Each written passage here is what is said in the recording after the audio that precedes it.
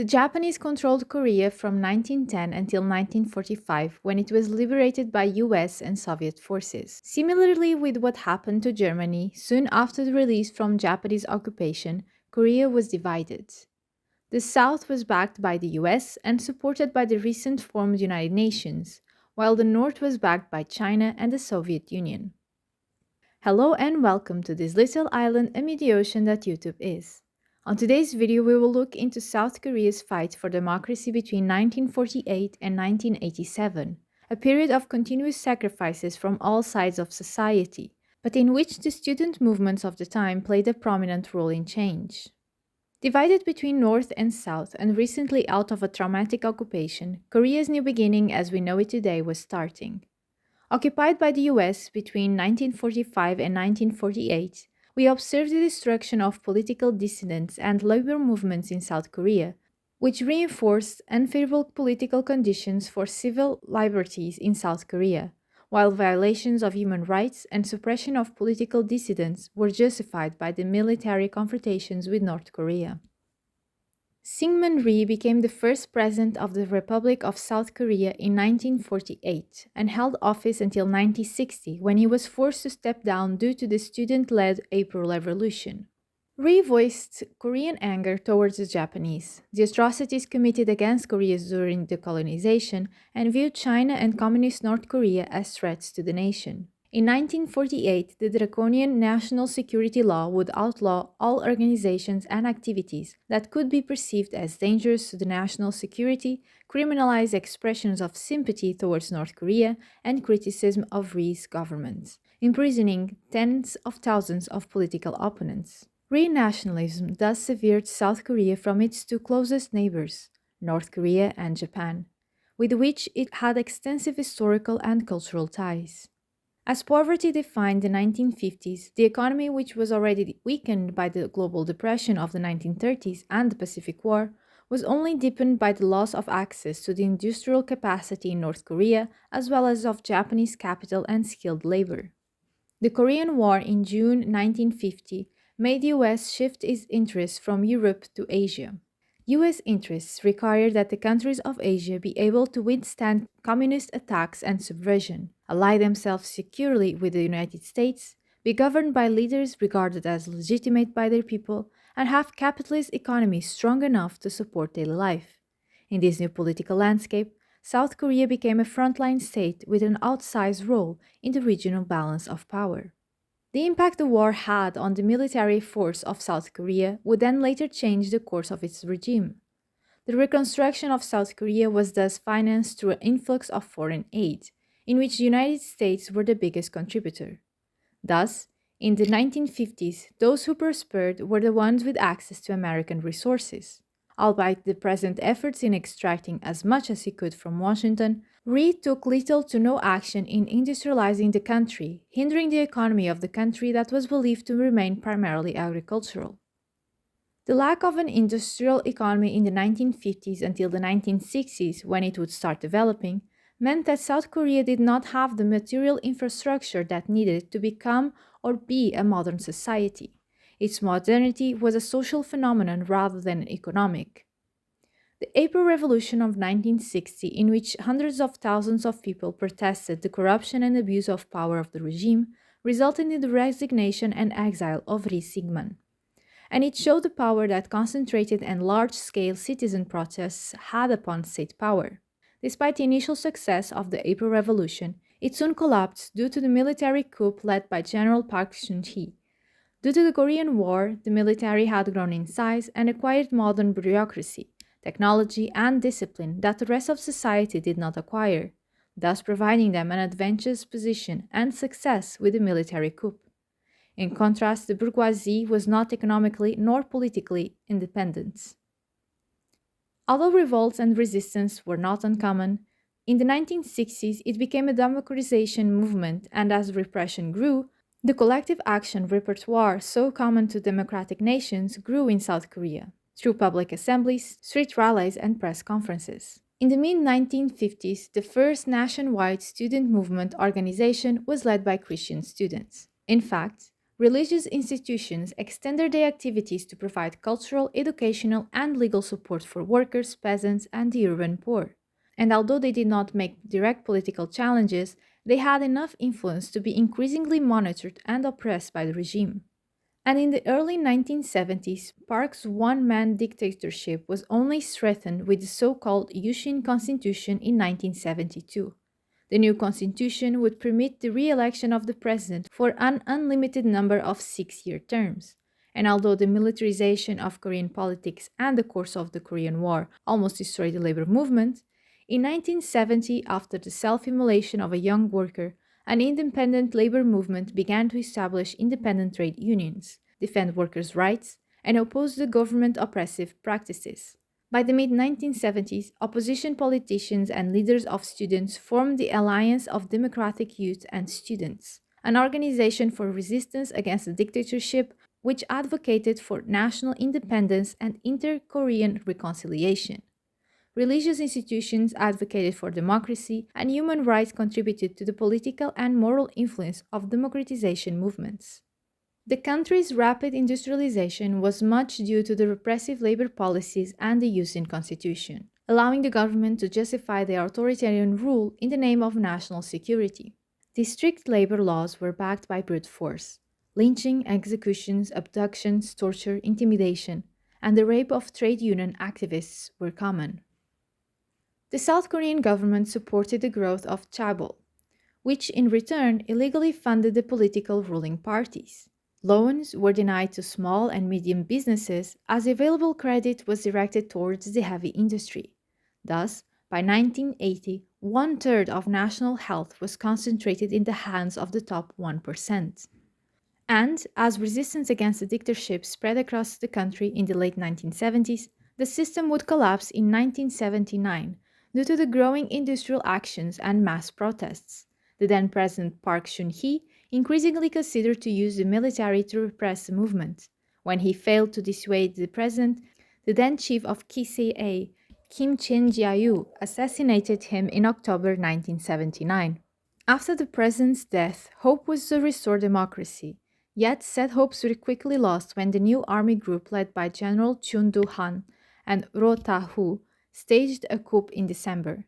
The massive protests in the spring of 1980 were called the Seoul Spring, and alongside them a series of rallies demanding democracy continued throughout the nation. Hoping to crush the unrest, Chun and Ro mobilized the army and the special forces in Gwangju.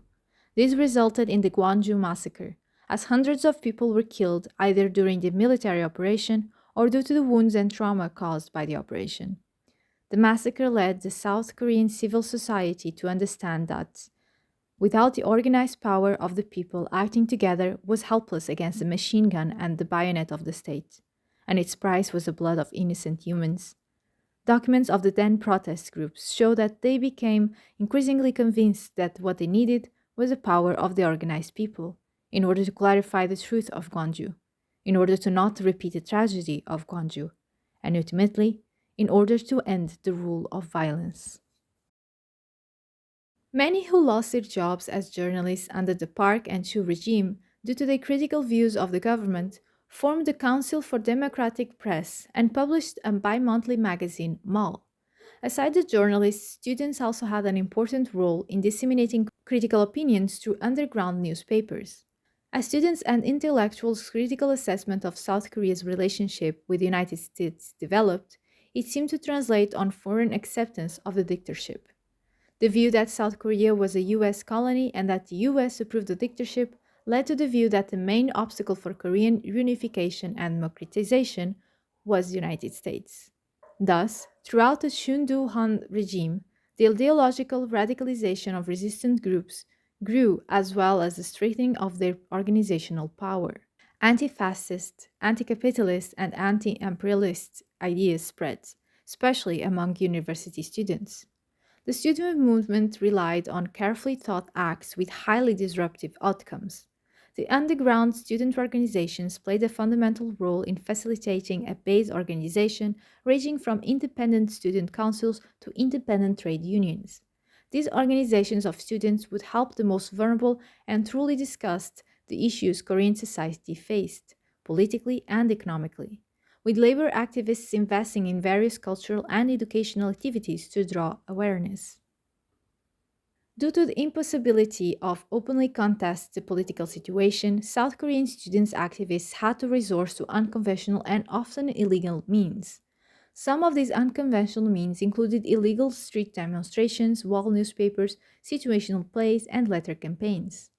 The illegal street demonstrations would be based on a hit and run concept, in which, at the signal of a rally organizer, multiple members would rush from their hiding points into the street and block traffic, chant slogans, and distribute leaflets.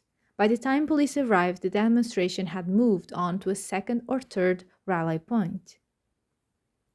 The leftist students used various methods of political agitation in Gatu. For instance, several designated street agitators made short speeches addressed to passerbys and curious onlookers.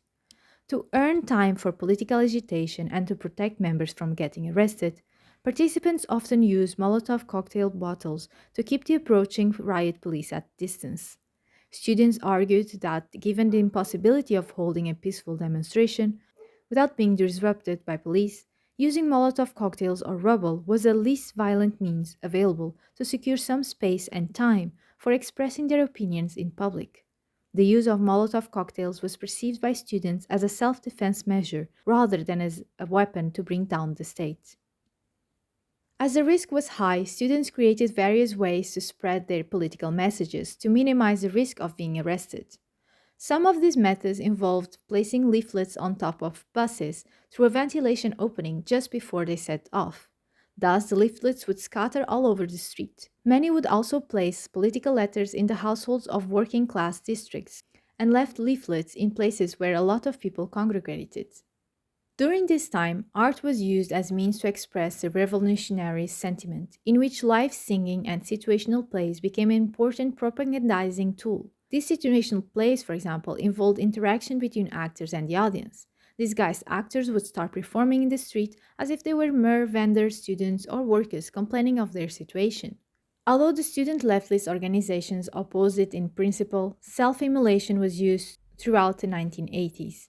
Many unfortunately felt it to be the only way to call for action and communicate to society the truth of, for example, the Gwangju massacre.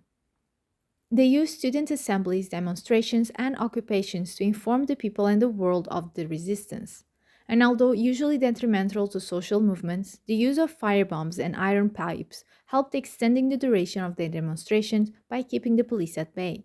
They chose to attract attention from the public and the foreign media by highly provocative actions. So, the firebombs became the symbol of the South Korean student movements of the 1980s. However, it would be a mistake to think that the subjects of the democratization movements of the 1970s were simply replaced by the newer generation. In reality, they both continued their fight alongside each other and were closely connected to each other organizationally and personally. Then, in June 1987, a democratic uprising involving more than 2 million people nationwide rose. At its front were white-collar middle-class citizens. Due to the intensity of the protests, the military were forced to abandon their original plan to use violent repression, as they had used in 1980 at Gwangju, and promised to introduce a democratic system as well as a direct presidential election. In the first free election of 1987, Roh Tae-hoo, who had supported Shu Do-han, was elected president. Although the first democratically elected government showed a change in domestic and foreign policies, it would still reinforce the suppression of political opposition and labor disputes. In 1992, Kim Yong-sam was elected as the first civilian president. His victory was the result of a coalition of his Unified Democratic Party with a successor party organized by the former dictators, the Democratic Justice Party. This concerted organization effort from the students would result in the historical mass mobilizations of 1987, in which over 1 million people participated in illegal street demonstration against the Chun administration. The first of the nationwide protests, Great June Democratic Struggle of 1987, would force the Chun regime to change, including the carry-out of a direct presidential election. Then, the second nationwide protest, the Great Workers' Struggle, allowed the emergence of an independent trade union movement in South Korea. In the late 1980s, there is a further growth of social movement organizations in various sectors. Traditionally, students have been in the forefront of democratization movements in Korea. Some examples are the student led movements against Japanese occupation, the March 1st movement of 1999, the June 10 uprising of 1926, the Gwangju student uprising of 1929, and the 1960 student led nationwide demonstration that toppled the regime, the April Student Revolution. In Korea, the role of intellectuals has been seen as the conscience of the society, with the conception of socially responsible intellectuals reflected in popular Korean phrases. During Park's regime, for example, many students, prominent religious leaders, and intellectuals were persecuted, which led to the formation of a strong bond between academic and religious communities that felt victimized by the regime. Park Mead highlights that there is one important distinction between the previous pro democracy movements and the student movement of the 1980s, and that was a Marxist perspective. Prior to the brutal suppression of dissidents in Gwangju, only a few numbers of student activists were, for example, involved in clandestine socialist organizations. The impact of capitalist industrialization weighed on the perception that democratization was impossible. Marxism in general and the Leninist or Juchist version of Marxism in particular became the most popular choices for explanatory frameworks among Korean radicals. By the mid 1980s, Leninism and Juchism had taken a firm hold on the student movement. The fall of the Soviet Union led activists to realize new social developments contradicting their ideas, with many abandoning the idea that the Soviet Union and North Korea represented alternative societies. An increasing number of activists believe that the project of developing a democratic civil society should replace a call for a revolution.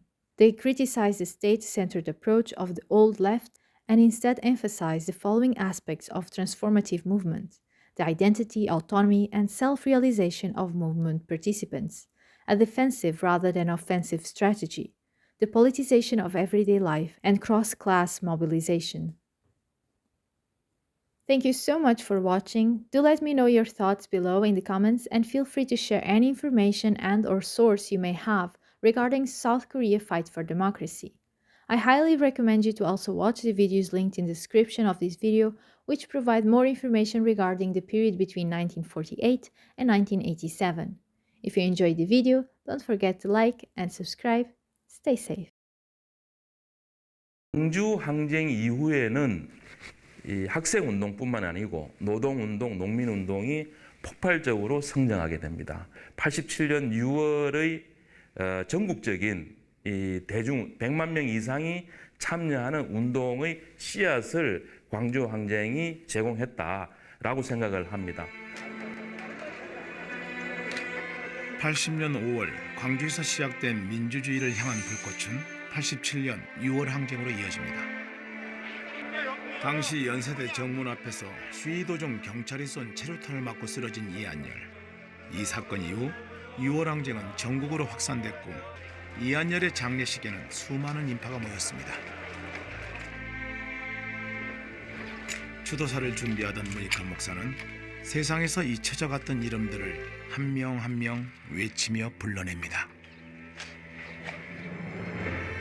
김일기 열사요! 김세진 열사요! 이재호 열사요! 장상철 열사요! 송광용 열사요!